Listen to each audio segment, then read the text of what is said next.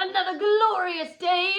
Today we are going to be starting Scene 2 of Act 1 of Romeo and Juliet. Just to recap Scene 1.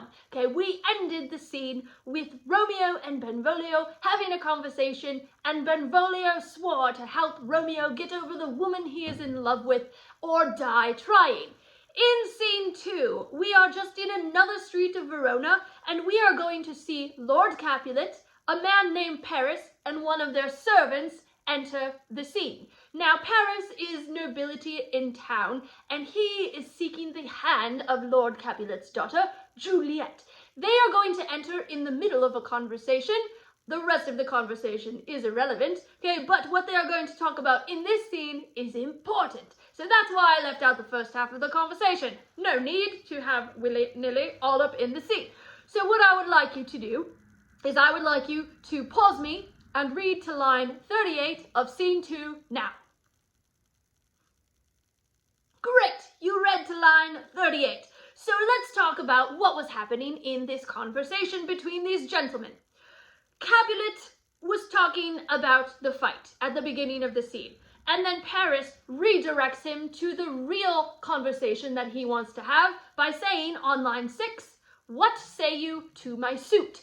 And his suit means his pursuit, right? His thing that he is trying to accomplish. So, which is marrying Juliet, right? He wants to marry Juliet. So he's saying, "What do you think about me marrying your daughter?" Well, Capulet tells us how old his daughter is. He says, "She hath not seen the change of 14 years. She hath not seen the change of 14 years. She's not even 14 yet. Okay, she's 13 in this play, right? So Juliet is only 13 years old. But Paris replies to this, "Younger than she are happy mothers made." So girls younger than her are already mothers. Now, you may be cringing to hear that, but back in my time period, this was not uncommon. The life expectancy in the 1600s was not very long. You were lucky if you lived to 50. I lived to 54 because I am amazing. So it was not uncommon for women to get married very young during this time period, and especially to get married to older, wealthy, prestigious men. And it was also very common for their parents to set their children up. There were very often arranged marriages. Very rarely did people marry out of love, especially if they were wealthy during this time period. So Paris is trying to convince Lord Capulet to let him marry his daughter. Capulet says, "Woo her, gentle Paris, and get her heart. My will to her consent is but a part, and she agree within her scope of choice lies my consent and fair according voice." So he says, "You know, I can't rightly say no, because Juliet has some say in the matter," which is very open-minded of him. He wants his daughter to be happy and to like the person that she's going to marry. So he says, woo her, try to win her over, try to win her love.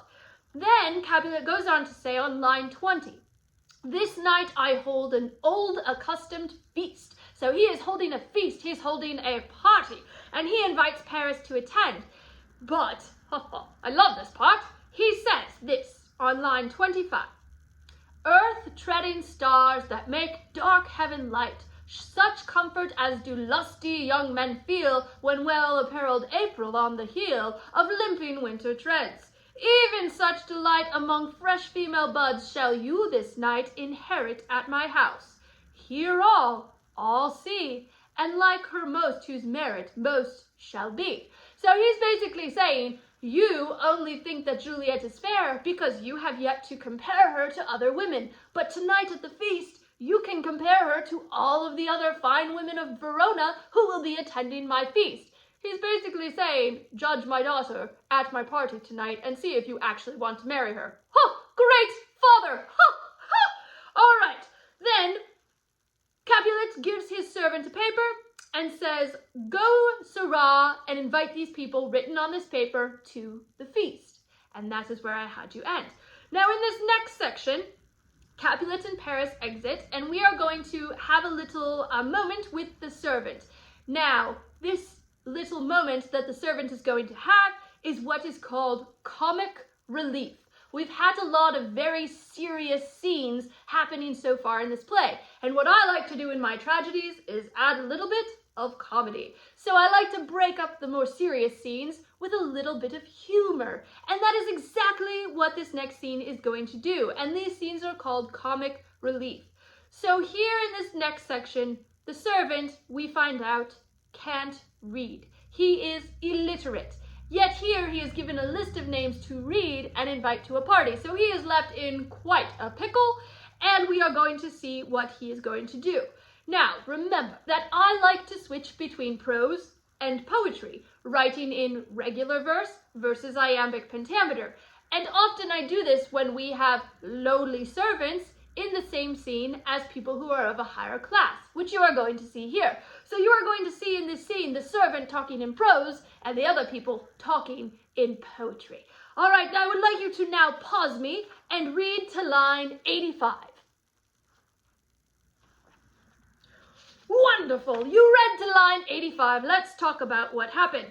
So the servant is going on and he's like, oh no, I can't read, what am I going to do? And then, lo and behold, Benvolio and Romeo enter the scene, and they are continuing their conversation from scene 1. Benvolio is continuing to talk about Romeo's love and how he needs to get over her. He says a new love will make you forget about your old love, and Romeo says, no, that's never going to happen. And also he's saying some very weird things in the scene because he is so distraught that he can't quite make sense of himself. So if he sounds ridiculous, it's because he is being a little ridiculous. But the servant approaches them and interrupts their conversation, and he asks Romeo, I pray, sir, can you read? Right? And Romeo starts to have a little bit of fun with the servant, and the servant doesn't catch on that Romeo is joking because he is so dumb. So Romeo says, I can read my own fortune in my misery, right? He's like, I can read my future because I'm so sad. And the servant on line 61 says, okay, perhaps you have learned it without a book, but I pray, can you read anything you see? And Romeo says, if I know the letters in the language. And the servant thinks that means that no, he cannot read, so he starts to walk away. Romeo calls him back and says, I can read, you dum-dum. And then he starts to read. And what he is reading is a list of people who are invited to the Capulets' party tonight. So once he gives the paper back to the servant, Romeo asks on line 75, a fair assembly, whither should they come? Where are they going? Where are they invited to? And then there's another funny tact with the servant where the servant isn't fully answering his question until line 83 where he says, my master is the great rich Capulet. They're coming to a party at his house. And if you be not the house of Montague, I pray come and crush a cup of wine. So the servant has invited them to go to the party if they are not of the Montague house, which we know that they are. But the servant doesn't know that, and he's just invited them to the party. Now, in the list of names was Romeo's love. Her name is Rosaline. Line 72 said, my fair niece, Rosaline. So Rosaline is going to the party tonight, and that is who Romeo is in love with. So the rest of this scene, Benvolio and Romeo are going to be discussing whether or not they should go to the party. I would like you to pause me now and read the rest of scene 2. Great, you read the rest of scene 2. Let's talk about what happened. So Benvolio says, I think we should go to the party because on line 89 he says, go thither and with untainted eye compare her face, meaning Rosaline, her face with some that I shall show, and I will make you think thy swan a crow. He's like, why don't we go to the party? Then you can compare Rosaline to all of these other beautiful women that will be there, and you will see that she is actually ugly. Romeo says, I will go, but only so that I can look upon Rosaline. He says on line 105, I'll go along, no such sight to be shown, but to rejoice in splendor of my own. So I will go only so that I can see my love, Rosaline. Oh, Romeo, ever the romantic he is. And that is where we are ending for today. I bid you adieu.